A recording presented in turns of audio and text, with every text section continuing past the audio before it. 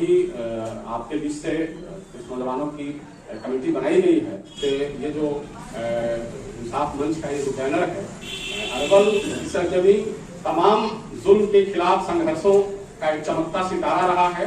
तो अरवल में शाह की क़यादत में बहुत सारे नौजवान यहाँ, तो ऐसे नौजवानों की एक कमेटी सामने आवे और ये जो है इंसाफ मंच का अरवल का बैनर अगर कोई राज्य स्तरीय प्रोग्राम हो तो वो सबसे नुमाया बैनर रहे और जिले में भी अरवल हेडक्वार्टर में कोई कार्यक्रम करना हो तो उसमें भी आपकी शिरकत भागीदारी अच्छी हो और मोहल्ले मोहल्ले घर घर तक इसकी मेंबरशिप चला करके मेंबरशिप का आता है प्रोविजन और कमेटियां बना करके और पैनी नजर रहे और जहां कहीं भी इंसाफ का तकाजा हो उसमें जाति धर्म मजहब नहीं दीवार बननी चाहिए। बिल्कुल इंसाफ जो उमर फारूक रज़ियल्लाहु ताला का इंसाफ होता था जो पूरी दुनिया उसको सलाम करती थी, तो उस तरह के इंसाफ के तरफ आप इस इंसाफ मंच को ले जाएंगे।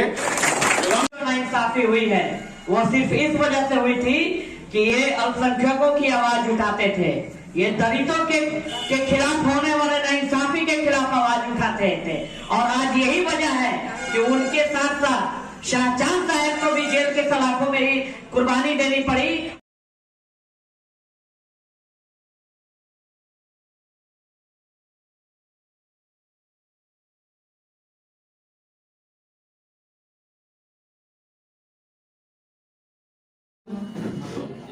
शाखों से टूट जाए वो पत्ते नहीं है, हम आंधी से कोई कह दे के औकात में रहे।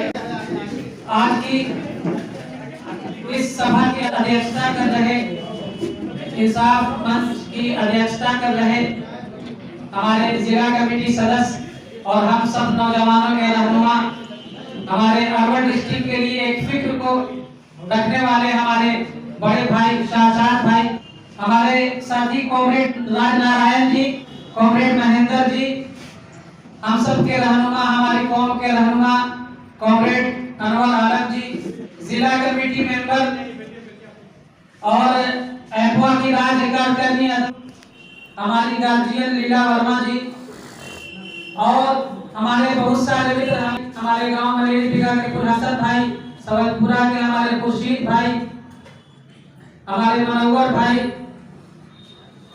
और वलीदात के हमारे साथी शमशाद भाई, हमारे उसरी के मंसूर भाई और इस बैठक में बैठे हुए तमाम साथियों को मैं इंसाफ मंच की ओर से क्रांतिकारी सलाम पेश करता हूं। दोस्तों, जैसा कि ये आज का कन्वेंशन है, ये बैठक है इंसाफ मंच प्लेटफॉर्म फॉर जस्टिस। ये इंसाफ मंच जो है वो नाम से ही आपको पता लगता होगा कि गरीबों की आवाज को जो दबाया जा रहा है, दलितों की आवाज को जो दबाया जा रहा है और सरकार जो मनमानी कर रही है, इसके खिलाफ एक आवाज उठाने की जरूरत है। पहले से ही मुजफ्फरपुर जिले से इस इंसाफ मंच की शुरुआत हुई और हमारे अरवल जिले में भी ये हमारे कॉमरेड शाहजाद भाई बहुत फिक्रमंद रहे हैं। उन्होंने मशवरा किया कि यहाँ भी एक इंसाफ मंच की एक कमेटी बनाया जाए। तो मैं सबसे पहले शाह भाई को इसके लिए बहुत बहुत मुबारकबाद पेश करता हूँ कि आपने इस तरह का नेक काम शुरू करने का फैसला लिया।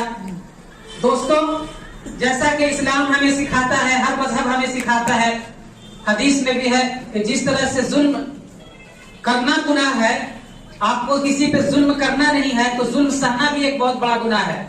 तो ये फांसीवादी ताकतें, ये सरकार, ये भ्रष्ट सरकार काले कानून जो ला रही है, इस सरकार के खिलाफ हम सबको को खड़े होने की जरूरत है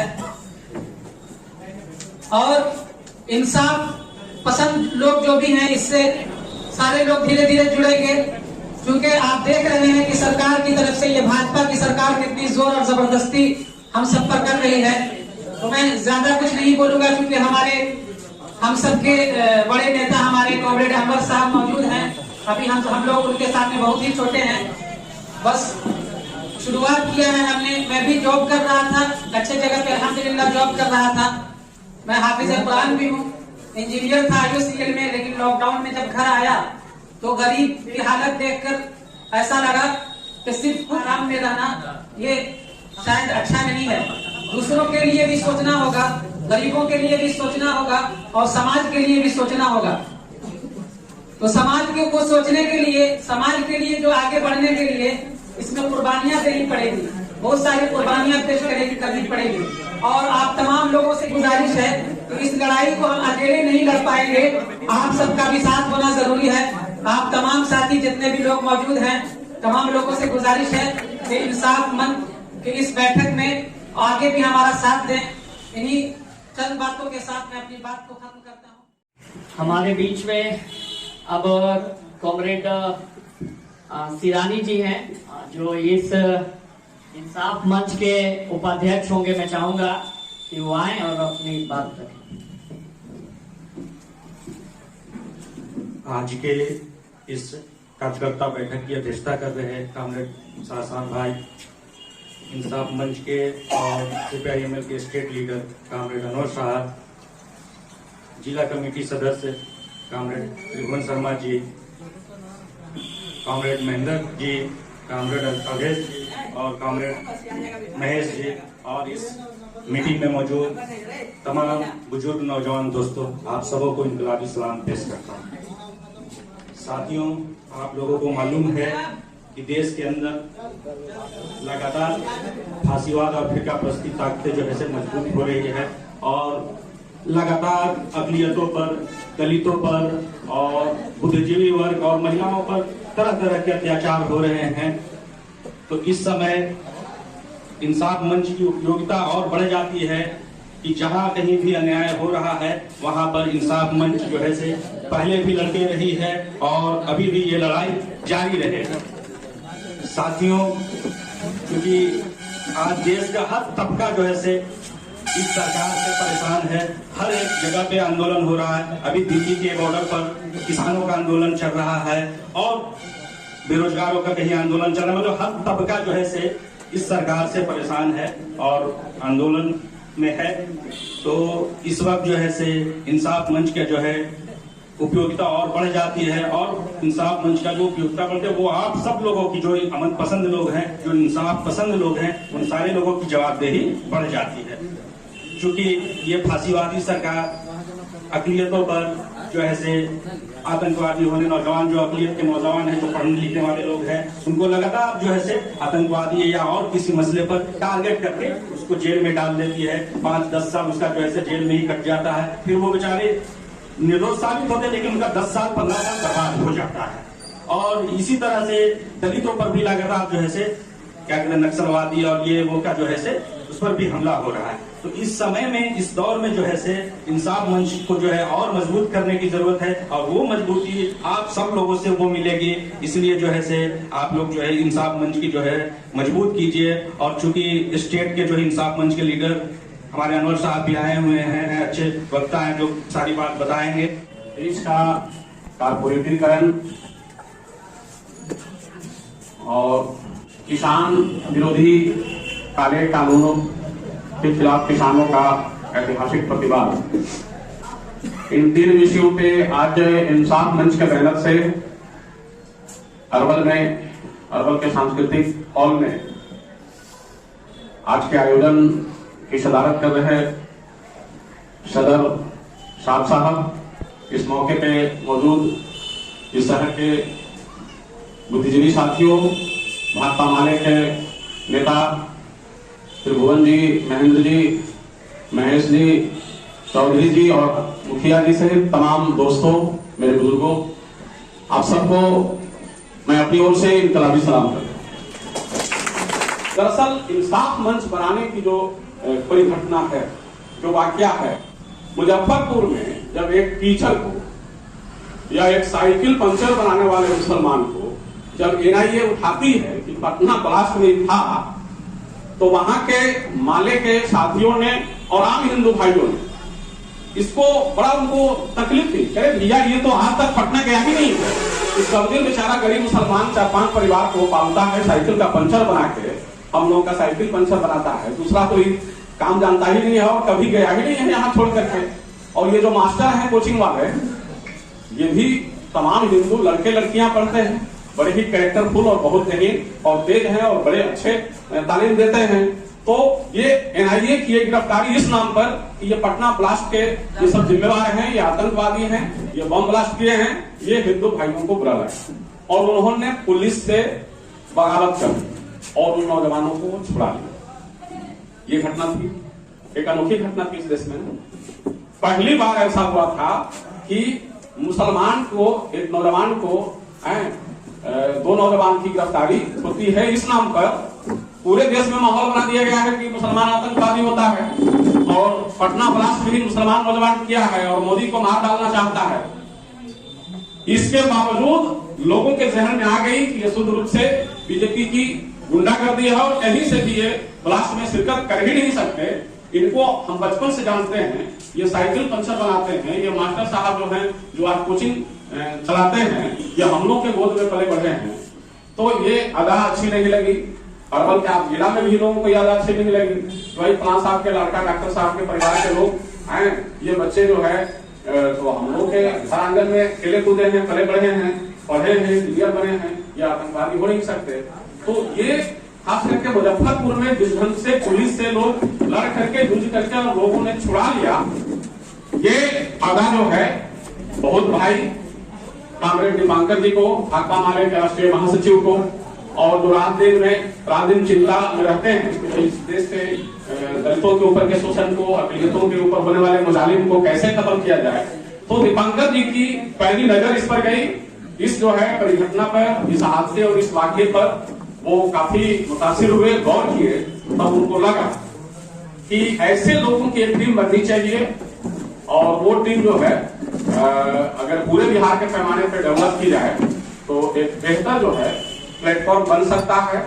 तो दोस्तों, इंसाफ मंच, दरअसल इंसाफ की लड़ाई तो भाकपा माले लड़ती है सब दिन से, लेकिन खास तौर पे भाकपा माले के जिम्मे तो बहुत सारा काम है, एजेंडा है, लेकिन शुद्ध रूप से जाति के नाम पे, धर्म के नाम पर, मजहब के नाम पर होने वाले शोषण के खिलाफ लड़ने वाला एक मंच, स्वतंत्र मंच रहे, माले के साथ भी उसका रिश्ता रहे और इसमें माले के अलावा जो लोग भी सेकुलर लोग हैं, चाहे किसी भी पार्टी के हों, जाहिर सी बात है वो कांग्रेस के होंगे, कम्युनिस्ट और पार्टियों के होंगे, आरजेडी के होंगे, भाजपा के तो होंगे नहीं, तो ऐसे लोग भी इस मंच से जुड़ सकते हैं। तो ऐसे ही ख्याल का ये उपज था इंसाफ मंच। तो मुजफ्फरपुर में, दरभंगा में, उत्तर बिहार के कई जिलों में, आरा में, इधर आपके जहानाबाद में, नालंदा वगैरह में सब जगहों पे बना है।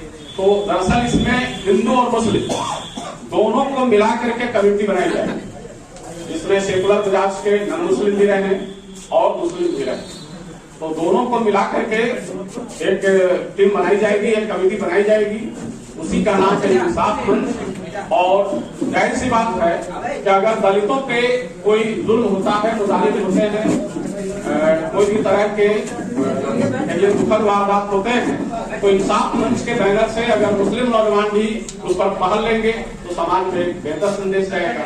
ठीक उसी तरह अगर अकलियतों के ऊपर कुछ मुजालिम होते हैं, कोई जातियां होती हैं और उसमें इंसाफ मंच के नॉन मुस्लिम लीडर अगर धरना पर, प्रदर्शन पर, मार्च में, थाने के घेराव में निकलेंगे तो उसका एक अलग असर होगा, उसका एक अलग कैरेक्टर होगा उस बैनर का। तो दोस्तों, इसी मकसद के तहत इंसाफ मंच बनाया गया है और जहां कहीं भी प्रस्ताव रखा गया है, बड़ी तादाद में लोग जुटे हैं और उसकी कमेटी बनी है। और जब कमेटी बन जाएगी आपकी जिला स्तर की, अरवल की, तो जाहिर सी बात है ऐसे जब भी एजेंडे और सवाल आएंगे, कोई दुखद वारदात, रुनुमा होंगे वाकयात, तो फिर वो मंच आपका इस्तेमाल करने के लायक होगा। तो अभी आपके बीच से कुछ नौजवानों की कमेटी बनाई गई है कि ये जो इंसाफ मंच का ये जो बैनर है, अरवल की सरजमी तमाम जुल्म के खिलाफ संघर्षों का एक चमकता सितारा रहा है। तो अरवल में शाह की क़यादत में बहुत सारे नौजवान यहाँ, तो ऐसे नौजवानों की एक कमेटी सामने आवे और ये जो है इंसाफ मंच का अरवल का बैनर, अगर कोई राज्य स्तरीय प्रोग्राम हो तो वो सबसे नुमाया बैनर रहे और जिले में भी अरवल हेडक्वार्टर में कोई कार्यक्रम करना हो तो उसमें भी आपकी शिरकत, भागीदारी अच्छी हो और मोहल्ले मोहल्ले, घर घर तक इसकी मेंबरशिप चला करके, अगर मेंबरशिप का आता है प्रोविजन, और कमेटियां बना करके और पैनी नजर रहे, और जहां कहीं भी इंसाफ का तकाजा हो उसमें जाति धर्म मजहब नहीं दीवार बननी चाहिए। बिल्कुल इंसाफ, जो उमर फारूक रज़ियल्लाहु ताला का इंसाफ पता था, जो पूरी दुनिया उसको सलाम करती थी, तो उस तरह के इंसाफ के तरफ आप इस इंसाफ मंच को ले जाएंगे। अब हमारे बीच में इस अरवल के जाने माने नेता और हमारे पिताजी के साथ 20 वर्षों तक लगातार जेल में रह करके जो नाइंसाफियां अपने आप पे सही हैं, वो हमको लगता है कि आज नाइंसाफियों का सबसे जीता जागता अगर कोई उदाहरण दे सकता है तो वो त्रिभुवन शर्मा हो सकते हैं। और इनके खिलाफ जो नाइंसाफी हुई है वो सिर्फ इस वजह से हुई थी कि ये अल्पसंख्यकों की आवाज उठाते थे, ये दलितों के खिलाफ होने वाले नाइंसाफी के खिलाफ आवाज उठाते थे। और आज यही वजह है कि उनके साथ साथ शाहजहां साहब को भी जेल के सलाखों में ही कुर्बानी देनी पड़ी, और उस कुर्बानी के विरासत को आगे बढ़ाते हुए यहाँ पर त्रिभुवन शर्मा भी उपस्थित हैं। और मैं चाहूंगा कि इनके साथ भी जो नाइंसाफियां हुई है उन सब के साथ साथ आज हम सभी के साथ जो नाइंसाफियां हो रही हैं उसके लिए अपनी मजबूत आवाज को उठाएं, ताकि हम लोगों में भी एक संदेश जाए, हम लोगों का भी एक जज्बा बढ़े कि नाइंसाफियों के खिलाफ लड़के भी जिंदा होया जा सकता है, खड़ा होया जा सकता है। और मैं आमंत्रित करता हूं कॉमरेड त्रिभुवन। तो आज जो यहाँ पर इंसाफ मंच की ओर से कार्यकर्ता कन्वेंशन बुलाई गई है, तो इस कन्वेंशन या बैठक के अध्यक्षता कर रहे कॉमरेड शाह साहब, साथ साथ इस कन्वेंशन में भाकपा माले राज्य कमेटी के सदस्य और जुझारू नेता कॉमरेड अनवर जी, भाकपा माले के प्रखंड अरवल के सेक्रेटरी कॉमरेड महेंद्र जी, कुर्था के secretary comrade Mahesh ji, comrade Awadhesh जी, हमारे पुराने दौर के साथी और आज भी भाकपा माले के काम कर रहे कॉमरेड राजनारायण चौधरी, और साथ साथ हमारे बहुत से जाने और बहुत लोगों को मैं अभी नाम से या चेहरा से भी, क्योंकि मैं लंबे समय के बाद यहाँ आया हूँ, बहुत लोगों से परिचय नहीं है। इस कन्वेंशन में तमाम जो इनकलाबी साथी उपस्थित हैं, इन सभी को मैं क्रांतिकारी लाल सलाम करता हूं। दोस्तों, जैसा कॉमरेड अनवर जी से पता चला कि यह जो इंसाफ मंच है, बिहार में कुछ वर्ष पूर्व से ही इसका निर्माण और कुछ ही जिला में कामकाज शुरू हुआ है, और नए नए जगहों पर हम लोग चाह रहे हैं कि इसकी विस्तार किया जाए, इसका निर्माण किया जाए।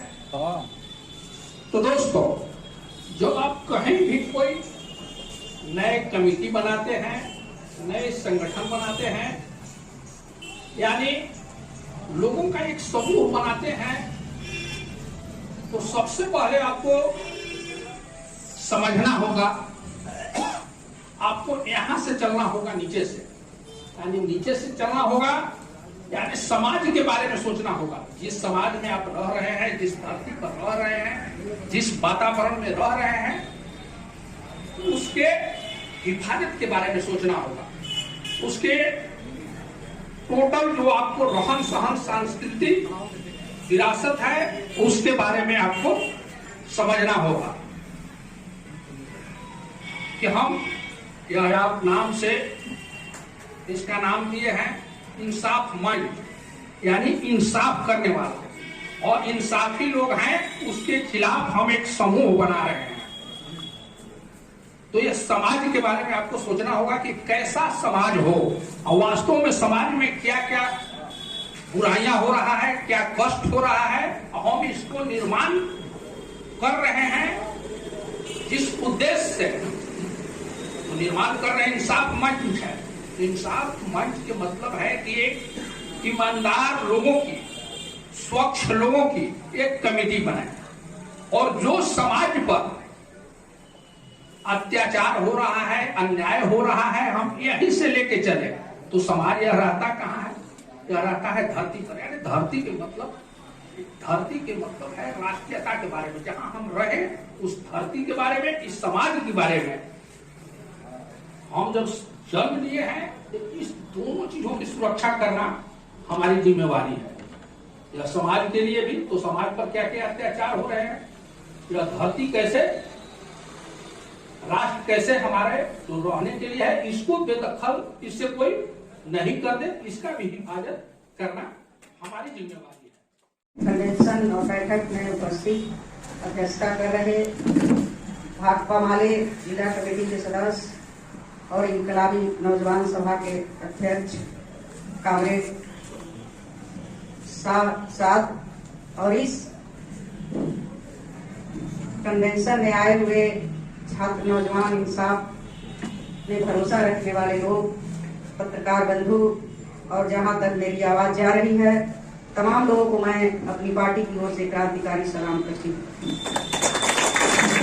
और इस मंच पे उपस्थित हैं हमारे भाकपा माले के राज्य कमेटी के सदस्य और इस कन्वेंशन के मुख्य वक्ता कामरेड अनवर हुसैन जी, मैं उनको भी सलाम करती हूँ।